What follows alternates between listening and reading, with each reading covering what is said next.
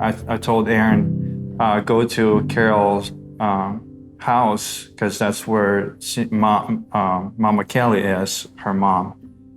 And she said, okay, I'll call you back. And from that point, I haven't heard from them until later that night. And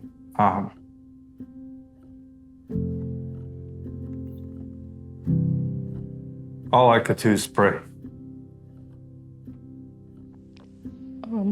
We just kind of watched the fire get worse. And we saw how black and how big the smoke had gotten.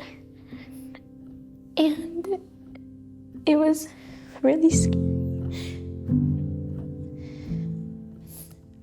I didn't know if we were going to make it out or not. My dad woke me up and told me that he could have possibly lost his life that day, because when they went to go get food and water at Safeway at the intersection, there was a electrical pole that was dangling due to the high winds, and it fell right in front of their car. Thankfully, the wires were not live, and so they did not get electrocuted or nothing like that. But just the thought of him getting electrocuted scared me and made me think that it was pretty serious.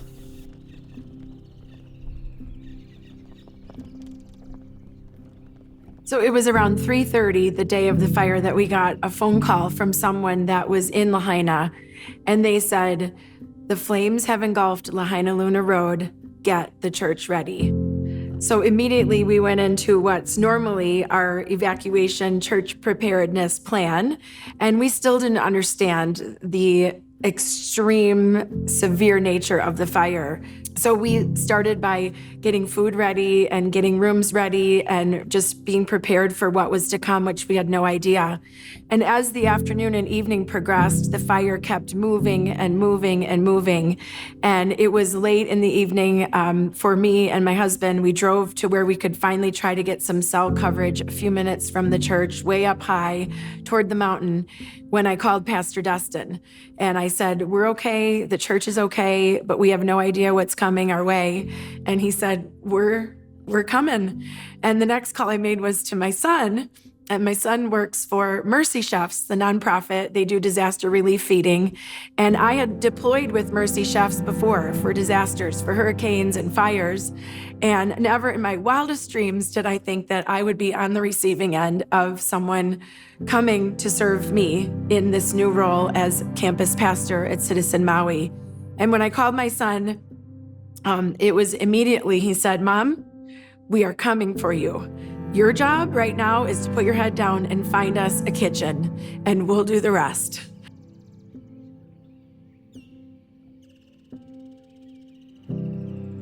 Just like the first moment of being there and seeing everybody, there was just something that like clicked that the other volunteer places didn't.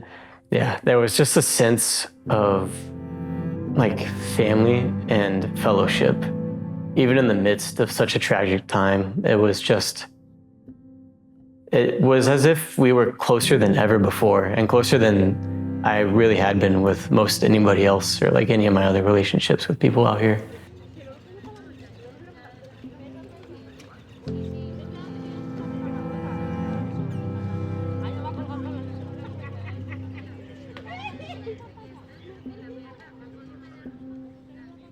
The second day, I think the word spread around that we were able to make it to Lahaina. So a lot of churches start, asking, can you take this? Can you take that? And a lot of pastors from different churches were reaching out, putting the list of things needed together and getting it to Citizen Church for the people and for Lahaina, people on the west side. And it was just awesome to see the reaction and support of a church and just people coming together. It was beautiful. I would help from 8 a.m. to 10 a.m. prepping the food and getting it ready on the trucks in the Cambros. And then me and my dad would come down with the other chefs from Mercy Chefs to help export down here at the church while Pastor Juan and Orfanel were organizing everything.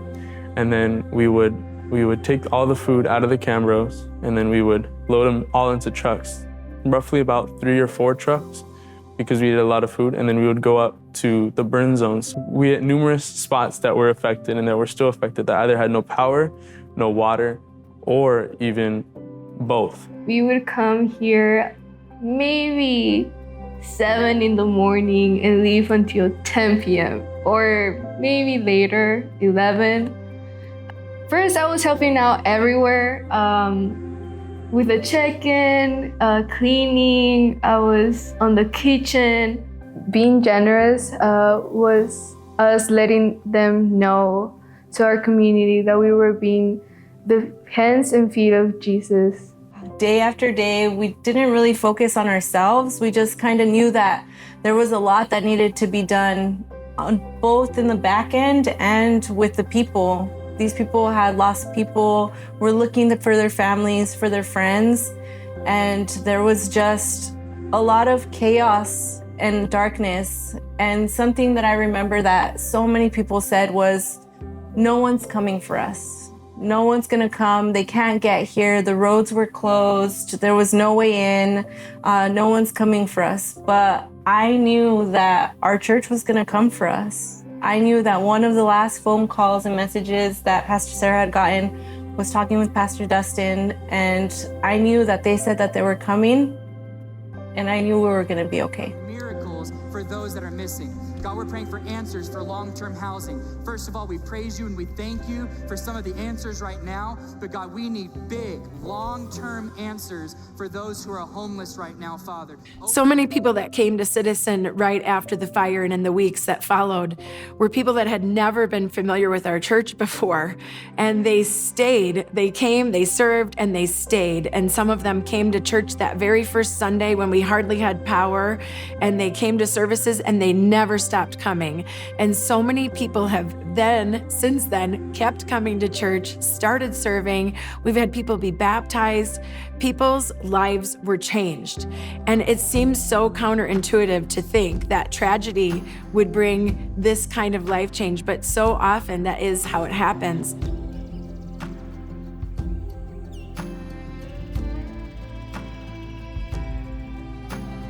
Finding Jesus was kind of like finding that missing piece of the puzzle. Like I had this whole puzzle fleshed out, and I had all of the parts to it except for one. Finding that piece allowed me to take both the first step and like the second, third, fourth, and fifth step at the same time. Everything started to click, like from one thing to the next. I feel like every single day I was just learning something so genuine and new to me and to what I found to be the ultimate truth and what it actually meant to be good and to help those around me. You know, the partnerships that we built through this whole situation, like Mercy Chefs, made it really feel like a place of hope, a place where you could come and just get restored and get filled and find peace. One of my favorite things about Mercy Chefs as an organization is that they desire to make the local church the hero and thriving. And that's just a testament to living out what Jesus asked us to do. And it's because of the generosity of Citizen Church Central and Kingdom Builders and the Relief Fund and organizations like Mercy Chefs that supported us that we were able to show up and love people in their greatest time of need.